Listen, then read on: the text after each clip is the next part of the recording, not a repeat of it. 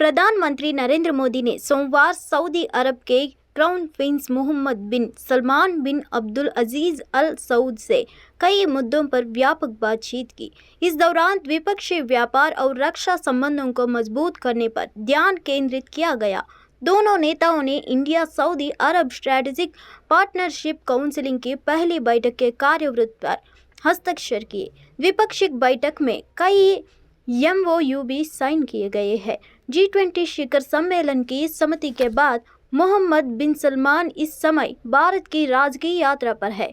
Hyderabad house में PM Modi के साथ बैठक से पहले सऊदी अरब के युवराज का राष्ट्रपति भवन के प्रांगण में औपचारिक स्वागत किया गया। औपचारिक स्वागत के बाद बिन सलमान ने संवाददाताओं से कहा, मैं भारत आकर बहुत खुश हूँ।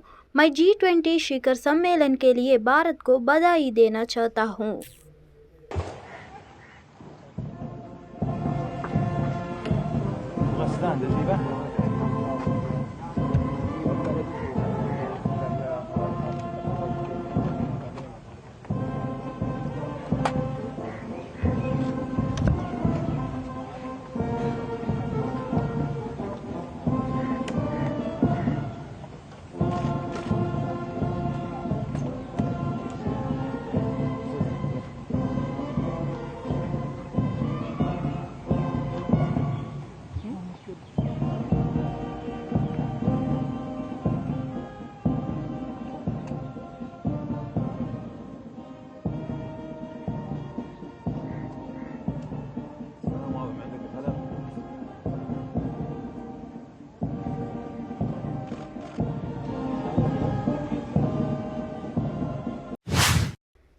रजत प्रमुख लालू प्रसाद यादव ने अपनी पत्नी और बिहार की पूर्व मुख्यमंत्री रबड़ी देवी के साथ बासुकीनाथ मंदिर में पूजा अर्चना की।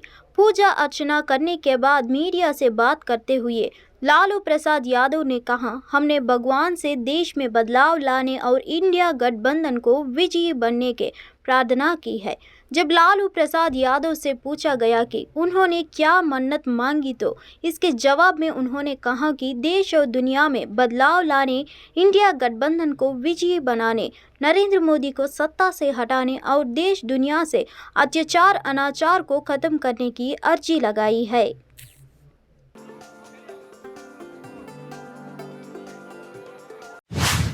आंध्र प्रदेश में विपक्षी तेलुगुदेशम पार्टी ने लगातार दूसरे दिन पार्टी सुप्रीमो और पूर्व मुख्यमंत्री एन चंद्रबाबू नायडू की गिरफ्तारी पर विरोध प्रदर्शन जारी रखा।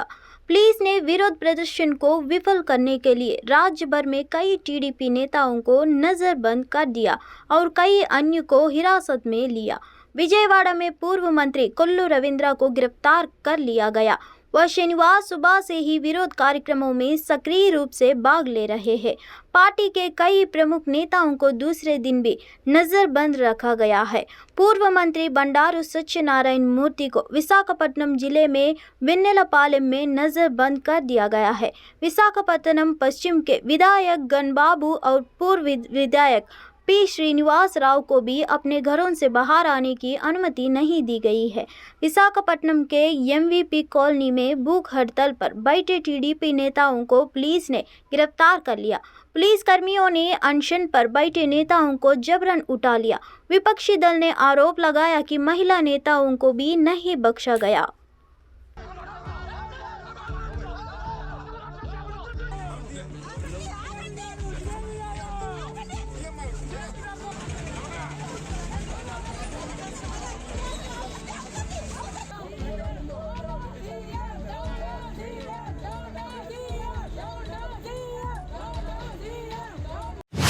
कांग्रेस नेता शशि थरूर ने नई दिल्ली घोषणा की सराहना की और इसे भारत के लिए कूटनीतिक जीत कहा।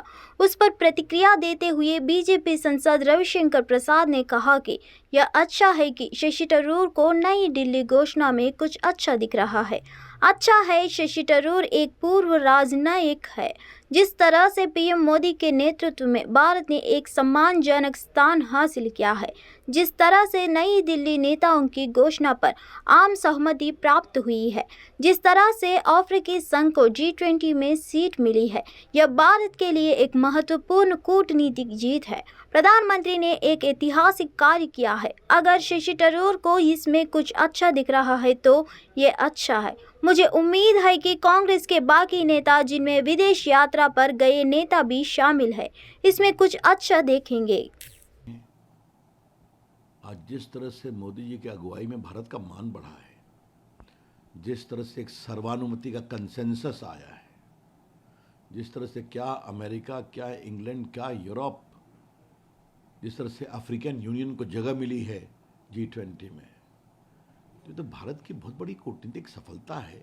और सभी दुनिया के देश एक स्वर में आए कि नहीं, हमें आक्रमणकारी विस्तारवादी नीति का विरोध भी करना है और विकास की बात भी करनी है। तो ये प्रधानमंत्री जी ने ऐतिहासिक काम किया है। तो थरूर साहब उसमें अच्छाई देख रहे हैं तो अच्छी बात है। उम्मीद करूंगा कांग्रेस के बाकी नेता भी। कांग्रेस नेता शशि थरूर ने नई दिल्ली G20 घोषणा पत्र की प्रशंसा करते हुए कहा है कि यह भारत की कूटनीतिक जीत है। शशि थरूर ने नई दिल्ली घोषणा पत्र पर सभी सदस्य देशों की आम सहमति बनने के लिए भी भारत की सराहना की। उन्होंने कहा कि 58 शहरों में 200 बैठकों के आयोजन ने इसे राष्ट्रयानी आयोजन बना दिया। इस अभूतपूर्व सम्मेलन में विभिन्न कार्यक्रमों के माध्यम से विभिन्न संस्थानों ने भागीदारी की। So the Delhi Declaration is undoubtedly a diplomatic triumph for India. It's a good achievement because right until the G20 summit was being convened, the widespread expectation was there would be no agreement, and that therefore a joint communique might not be possible. We might have to end up with a chairman's summary. The reason for that in particular, the main reason, was the big gulf between those who wanted a condemnation of the Russian war in Ukraine and those like Russia and China who wanted no mention whatsoever of that subject.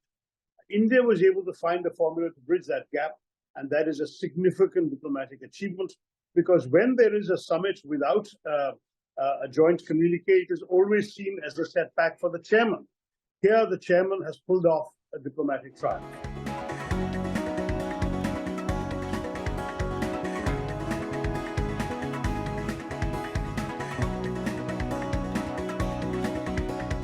That is the positive thing.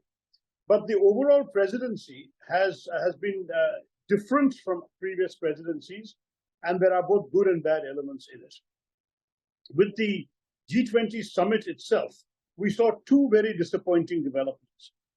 One was the complete exclusion of the public interest from the summit. You found, for example, the shutdown of Delhi for 3 days, with great difficulties caused to daily wage workers and others who had no income for those days.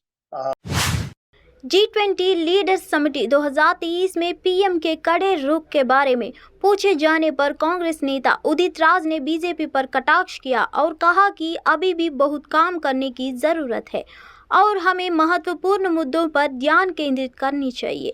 उन्होंने यह भी कहा कि चीन के राष्ट्रपति Xi Jinping और रूसी राष्ट्रपति व्लादिमीर पुतिन को G20 शिखर सम्मेलन में शामिल नहीं होना देश के लिए बड़ा झटका है। G20 शिखर सम्मेलन की सफलता के बारे में पूछे जाने पर उदित राज ने कहा, अभी भी बहुत सी चीज़ें हैं जिन पर ध्यान देने की ज़रूरत है। हमारे पास बड़ी बेरोजगारी, गरीबी, भयंकर गरीबी है, असमानता है। सच्चाई तो यह है कि चाइना से डरे हुए हैं, चाइना के सामने मुंह खोलने के लिए तैयार नहीं है। यह भी सच्चाई है कि पुतिन और शी जिनपिंग का नया आने का मतलब होता है कि जिनके पास में रूस सबसे बड़ा हमारा विश्वसनीय मित्र है और चाइना से सबसे ज्यादा हमारा ट्रेड रिलेशनशिप है और बाउंड्री भी हम शेयर करते हैं। अगर अर्थव्यवस्था की बात है, क्लाइमेट की बात है, टेक्नोलॉजी की बात है, डिजिटल वर्ल्ड में एक वो फास्ट गति से एक जुड़े तो चाइना का नया आना हमारे लिए बहुत। असम के मुख्यमंत्री हिमंत बिस्वा शर्मा ने सोमवार को गुवाहाटी में असम विधानसभा के नए भवन के परिसर में महात्मा गांधी के प्रतिमा का अनावरण किया। असम के पंचायत एवं ग्रामीण विकास मंत्री रंजीत कुमार दास ने कहा, इमारत पर काम कुछ समय से चल रहा था जब मैं विधानसभा अध्यक्ष था। उन्होंने आगे कहा, विधानसभा अध्यक्ष विश्वजीत दौमारी के मुख्यमंत्री हिमंत बिस्वा शर्मा ने नए विधानसभा भवन ने अनावरण की पहले की। असम विधानसभा का 5 दिवसीय शरदकालीन सत्र सोमवार को शुरू हुआ। यह पहली बार है कि सत्र गुवाहाटी में नवनिर्मित असम विधानसभा भवन में आयोजित किया जा रहा है। सत्र में पंचायती राज के संशोधन विधेयक और कई विश्वविद्यालयों के विधेयक सहित विभिन्न विधेयक पेश किए जाएंगे। 5 दिनों तक चलने वाले विधानसभा सत्र के लिए कड़ी सुरक्षा व्यवस्था की गई है।